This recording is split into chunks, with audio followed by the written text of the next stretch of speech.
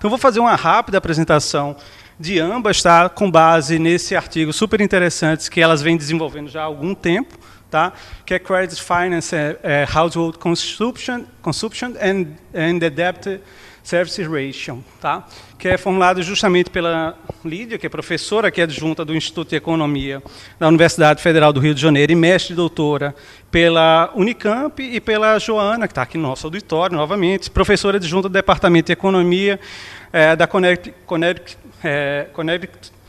College desde 2021. Tá? Possui doutorado em Economia pela New School for Social Research e mestrado também em Economia pelo PPGE, aqui do Instituto de Economia.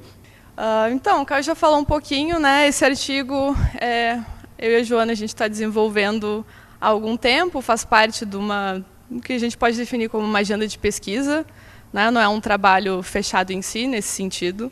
Tá? Então, um passo inicial numa agenda de pesquisa. Como o título diz, né, o que a gente está fazendo, a gente está tentando tratar do consumo a partir do crédito como um dos determinantes autônomos, né, do crescimento, e como que o consumo a partir do crédito ele pode ser afetado pelo serviço da dívida. Tá? Então, a nossa proposta, no fundo, a gente está apresentando uma forma de tornar o gasto autônomo ou semi-autônomo, como é a terminologia que mais em voga, né? Ou, dito de outra forma, propondo uma forma de endogenizar o que seria o GZ, né? O crescimento autônomo dos modelos de crescimento liderados pela demanda, mais especificamente no âmbito do modelo do supermultiplicador. Então, qual que é a nossa motivação para esse artigo, né? mais especificamente?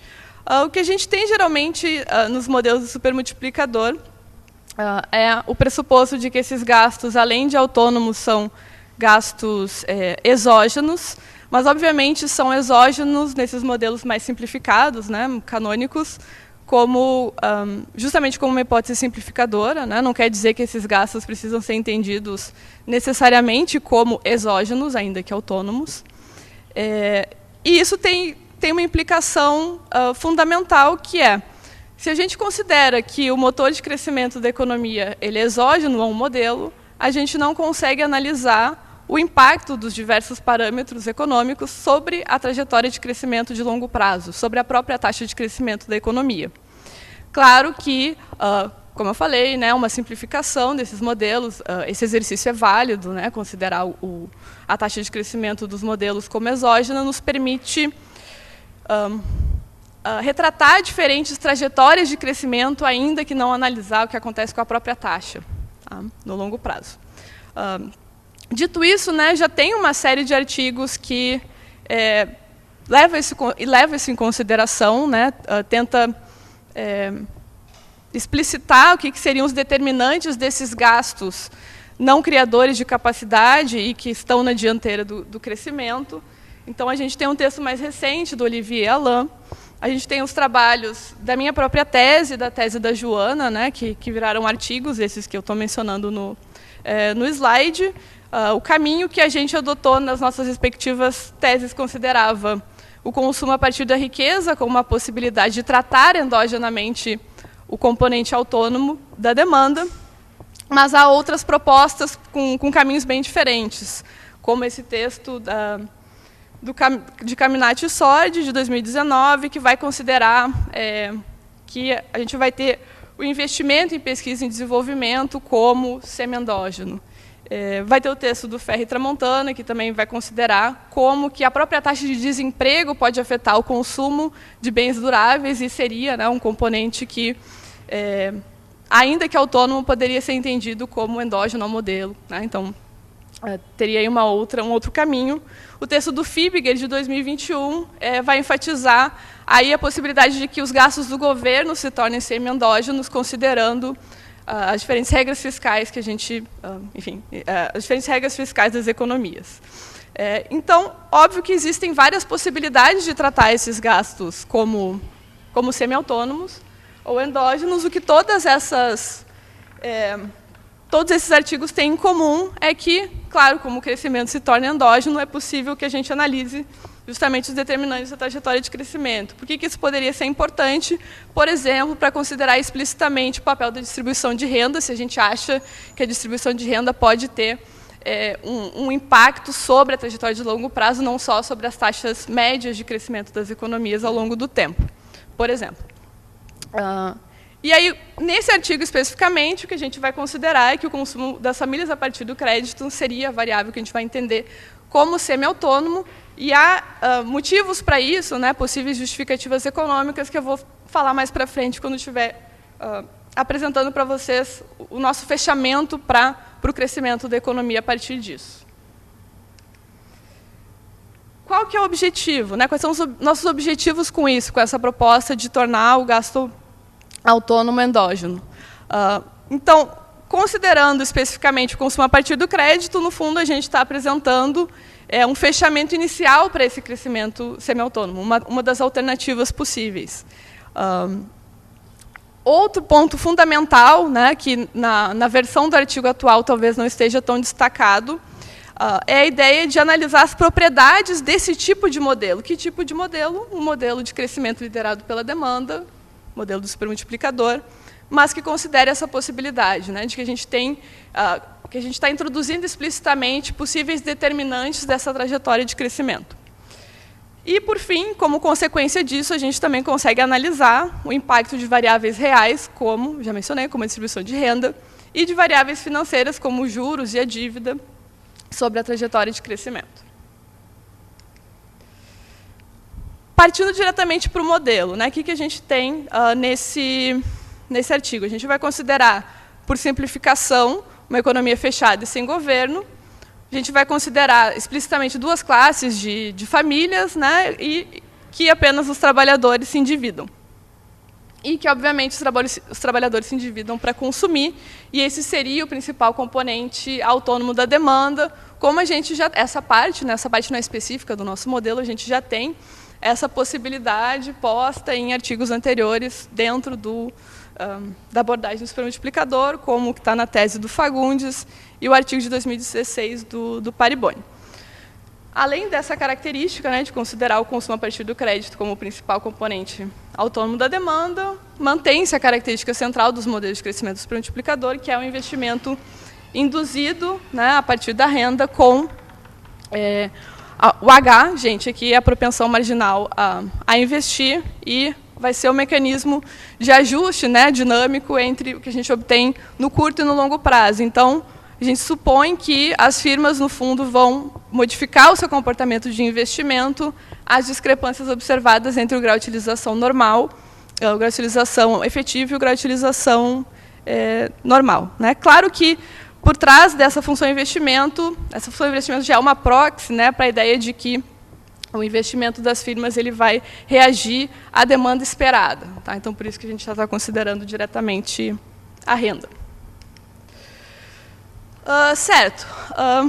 Então, essas características que eu apresentei são as características básicas do modelo. Aqui, nesse slide, o que a gente tem é basicamente o que muda no nosso modelo, tá? No que o nosso modelo ele é diferente dos outros modelos do supermultiplicador. Então, obviamente, até a equação 2, não é verdade isso que eu disse, porque até a equação 2 a gente tem a mesma coisa que nos outros modelos de crescimento do supermultiplicador, em que a variável que lidera o consumo a partir do crédito.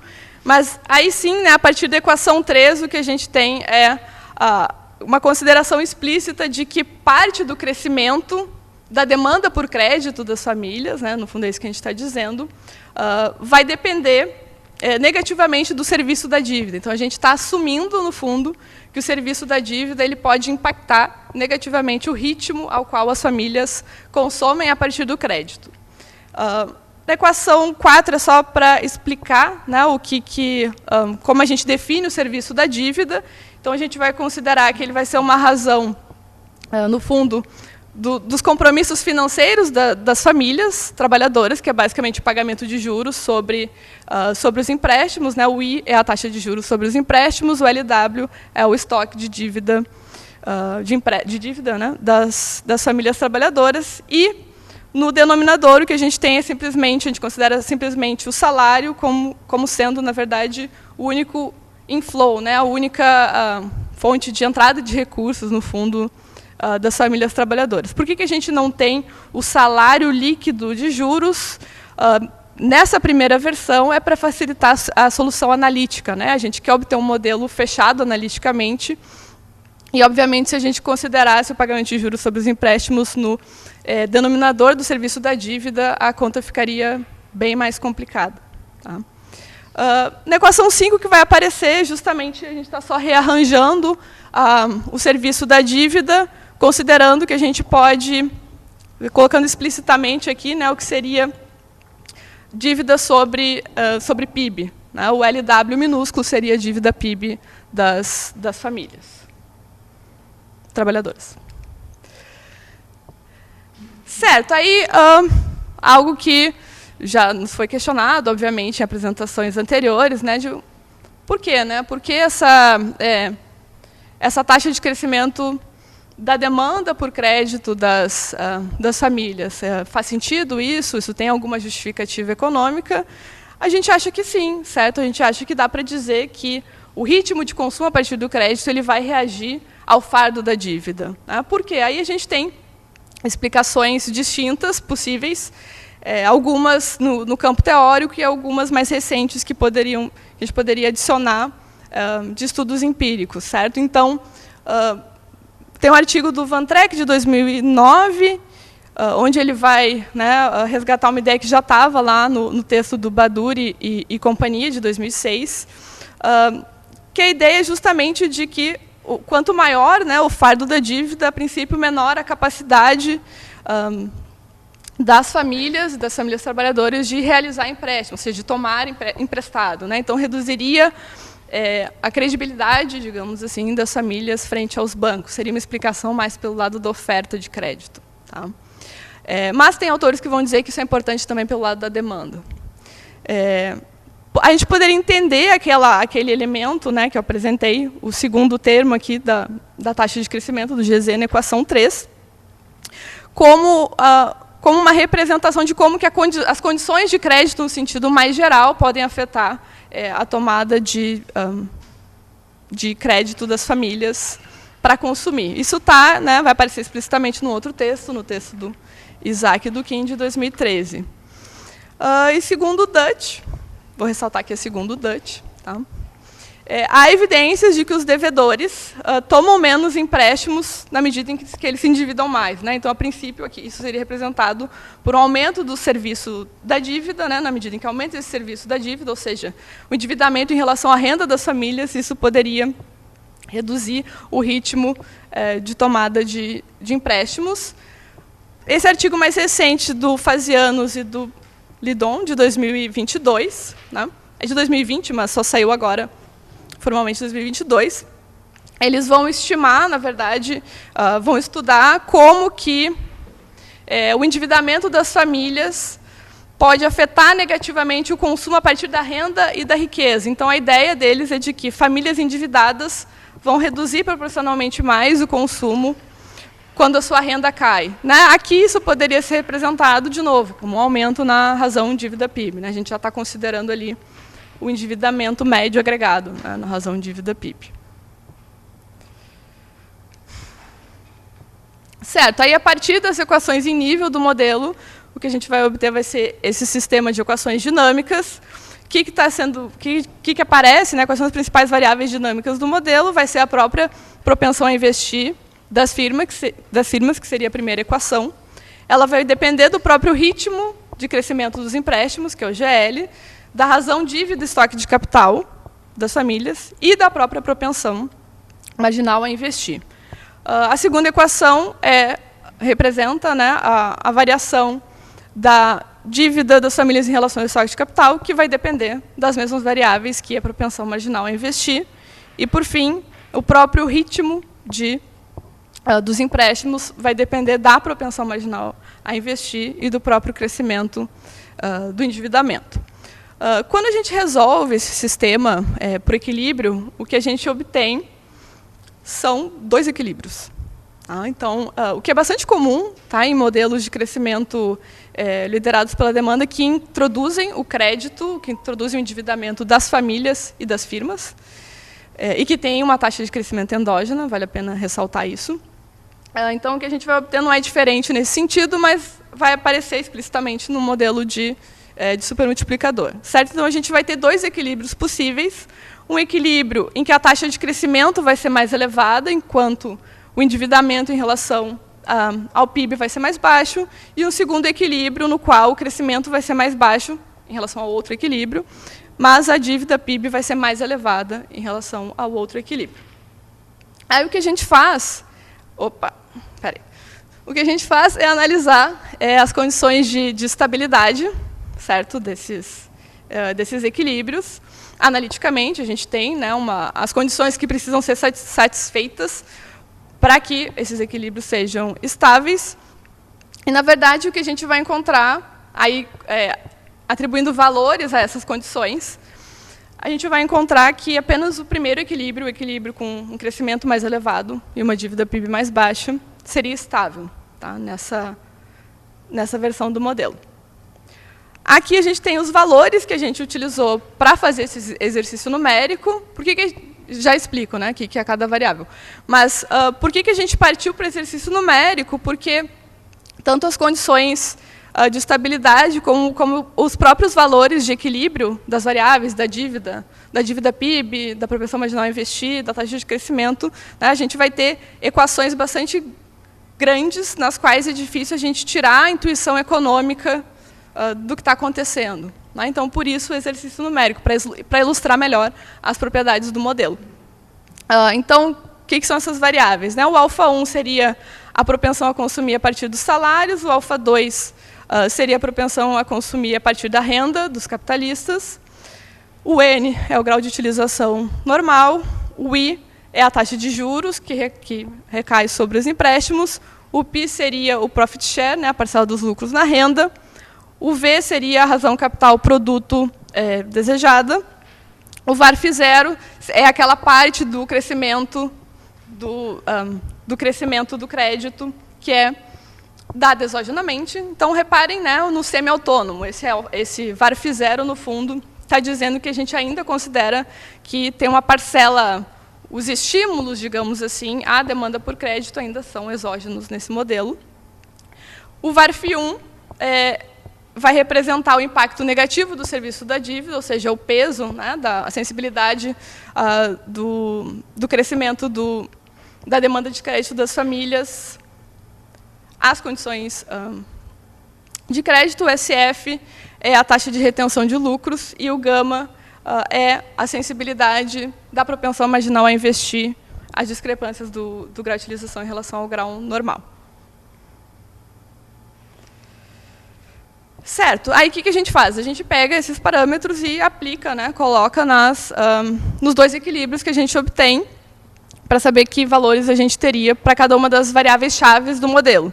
Então, a gente vai ter a razão dívida PIB na primeira linha dos dois equilíbrios, na segunda linha a taxa de crescimento que a gente obteria nos dois equilíbrios e a razão dívida estoque de capital, terceira linha, e a propensão marginal a investir nos dois. E, por fim, né, quais que seriam as condições de estabilidade local para cada um dos equilíbrios. Basicamente, né, todos os determinantes positivos, no caso do steady state 1, significa que ele é um equilíbrio localmente estável. E aí, a partir disso, né, reparem que, para os mesmos valores de parâmetros, o segundo equilíbrio ele vai ter valores bem absurdos de dívida em relação ao PIB, né, uma propensão marginal a investir extremamente baixa. Então, a gente descarta esse equilíbrio não só porque ele é instável, mas porque ele, enfim, ele gera valores que não têm tanto significado econômico. Tá? Aí, um dos exercícios complementares que a gente faz é partir, né, na linha tracejada, na linha sólido que a gente tem é o steady state 1, basicamente, a taxa de crescimento em torno de 7 e pouquinho, 7,5, e uma razão dívida PIB, né, abaixo de 100%, que é o que a gente conseguiu obter, né, considerando um modelo simplificado. E a linha tracejada mostra o modelo partindo de um outro ponto, que não é um ponto de equilíbrio, mas ainda no que a gente poderia chamar de vizinhança, para mostrar que o steady state 1, né, ele é um equilíbrio atrator, entre aspas, daria para dizer, tá? Que ele é estável, né, e ele vai atrair, digamos assim, a economia se ela estiver em pontos diferentes, mas ainda suficientemente perto. Tá?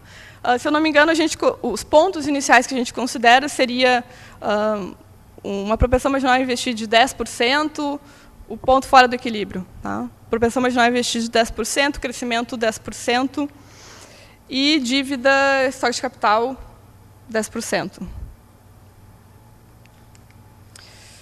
Certo, aí a partir disso que a gente faz é analisar as derivadas parciais, ou seja, o que a gente está fazendo aqui? A gente está mostrando o efeito, né, dos principais parâmetros do modelo sobre as 3 variáveis de equilíbrio, sobre a dívida PIB, sobre o crescimento, sobre a propensão marginal a investir.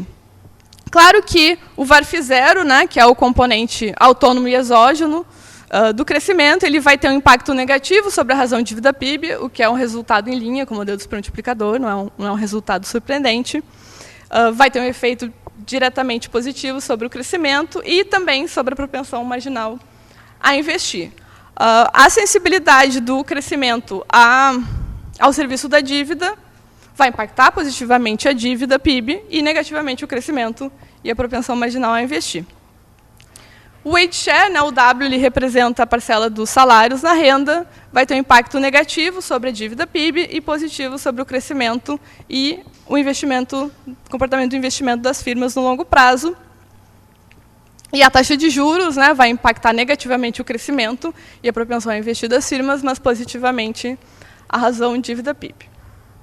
Nada disso é tão surpreendente, né? A questão é que a gente consegue formalizar e provar esses efeitos sobre a taxa de crescimento e sobre as outras variáveis no modelo, como é o modelo do supermultiplicador.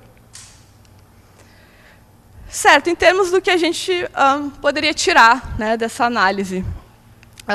Acho que um dos pontos, que também, né, é algo que a gente gostaria de destacar mais na próxima versão do artigo, é a ideia do trilema, né, dos modelos de crescimento heterodoxos, que está formalmente colocada no artigo do Cesarato, de 2015. Né, o que ele vai dizer é que, olha, os modelos de crescimento, desde os modelos de Cambridge até o modelo neocalequiano, não conseguem considerar, né, explicitamente essas 3 características, que seria uma teoria de distribuição de renda exógena, um grau de utilização que tenderia ao normal no longo prazo, e a manutenção da hipótese keynesiana, né, no fundo, da operação do princípio de demanda efetiva no longo prazo. Né? Então, aqueles que consideram, só a título de exemplo para vocês, né, o modelo neocalequiano, ele vai ter distribuição de renda exógena, ele vai considerar a validade da hipótese keynesiana no longo prazo, mas ele não, o grau de utilização vai ser endógeno,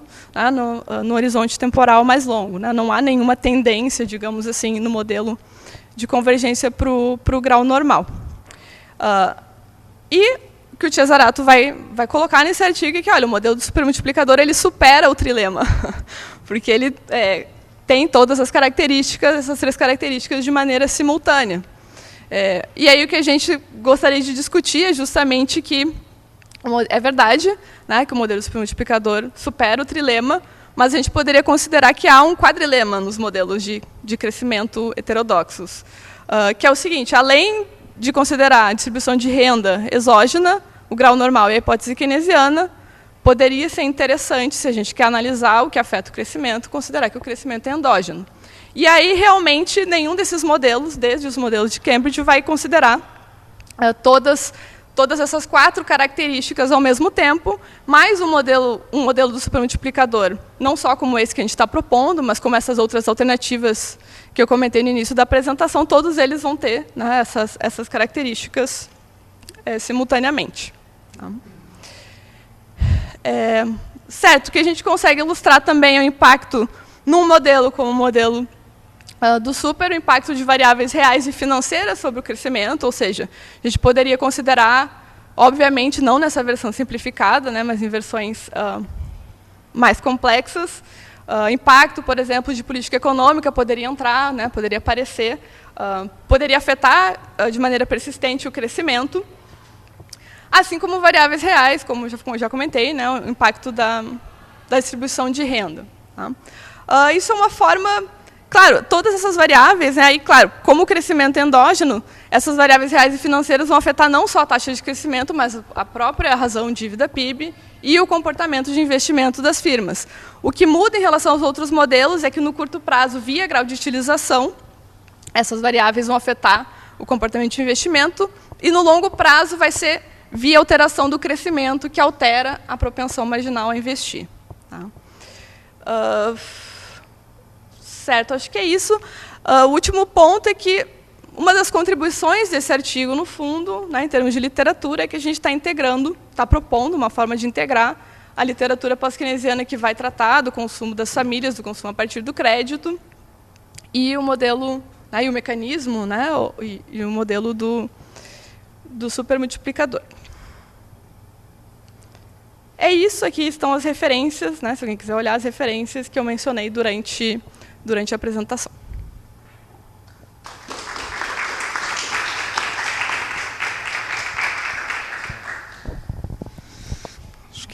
E agora eu vou passar a palavra para o nosso professor aqui da casa também, o Ítalo Pedrosa, tá? Fazer alguns comentários. Obrigado, Caio. Obrigado, Lídia. Obrigado, Joana, pela oportunidade de ler esse artigo muito interessante. Bom, para falar a verdade, fiquei pensando em quais comentários eu faria depois de ler esse artigo e, como sempre, acho que essa oportunidade que a gente tem nesse momento é de construir, ajudar a tornar o artigo melhor, eventualmente, ou então trazer algumas questões sobre que vieram à tona durante a minha leitura, particularmente, do artigo. Eu vou comentar uma versão que talvez esteja um pouco defasada em relação ao que está na apresentação, mas eu acho que os comentários ainda valem, de maneira geral, sobre o artigo. Tá? O primeiro ponto é que o artigo, na minha visão, tem um ponto muito forte, que é a capacidade analítica que ele tem. Ele, de fato, analisa as entranhas do sistema dinâmico que foi criado, e ele tem um ponto que pode melhorar, que talvez seja a discussão das intuições econômicas. Eu acho que isso pode ser uma coisa que vai tornar o artigo mais forte e, enfim, trazer as intuições importantes que o modelo, de fato, tem.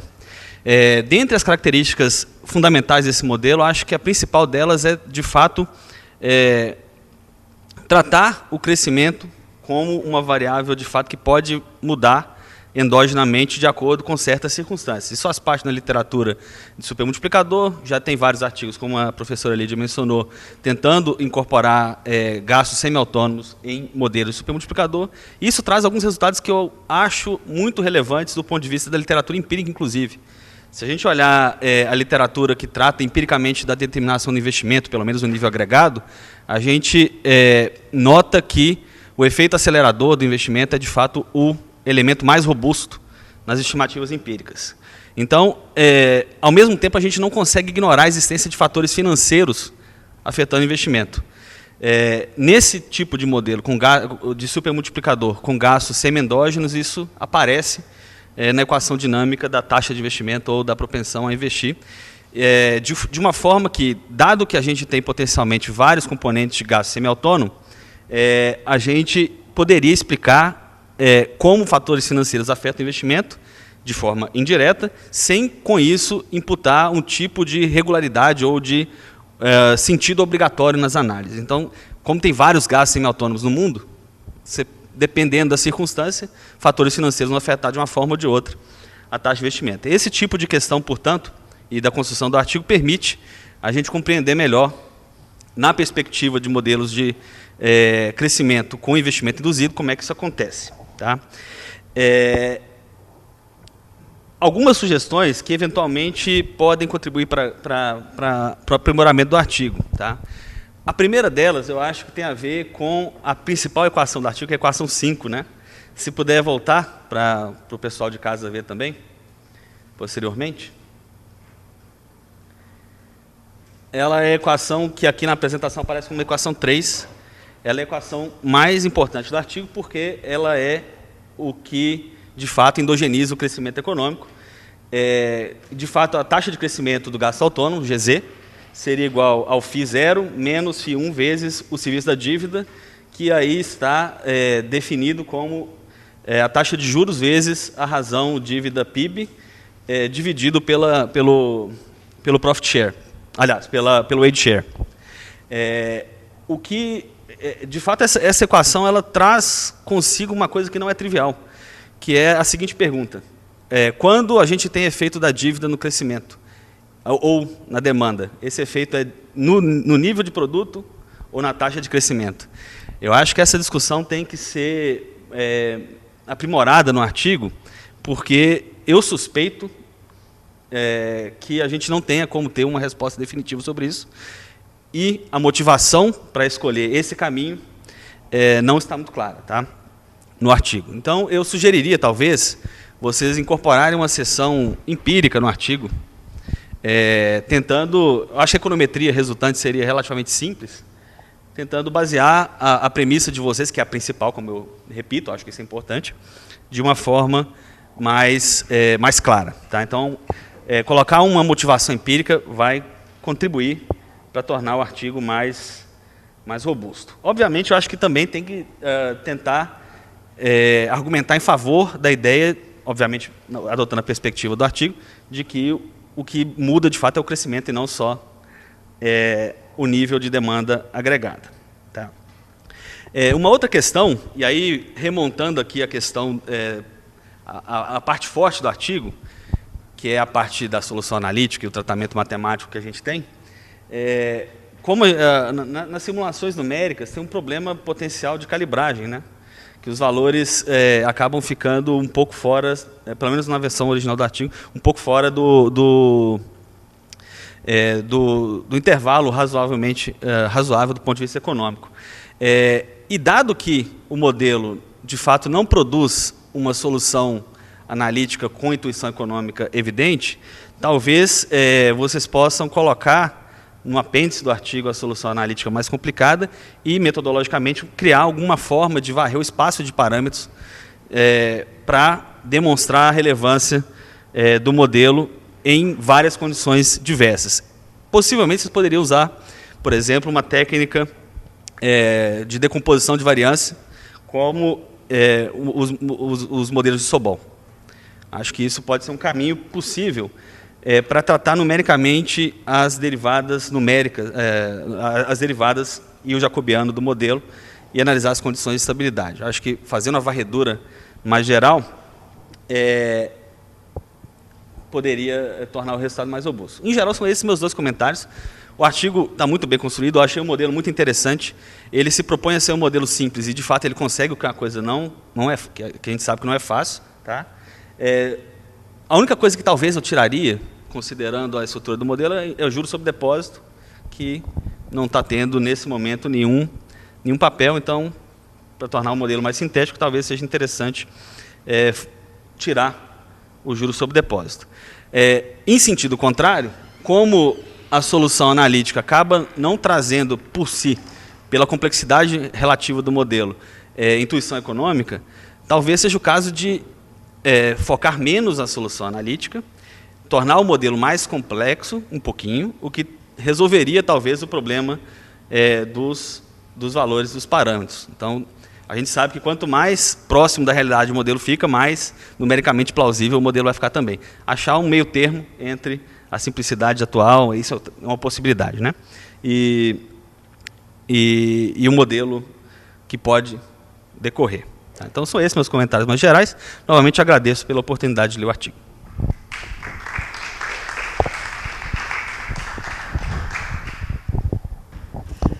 Na verdade, eu não tenho resposta pronta, né, para essas questões.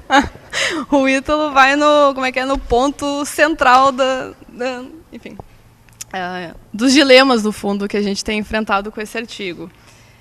Acho que é uma boa sugestão, né? A gente já tinha a primeira sugestão de adicionar uma seção empírica, é algo que a gente já tinha cogitado, né?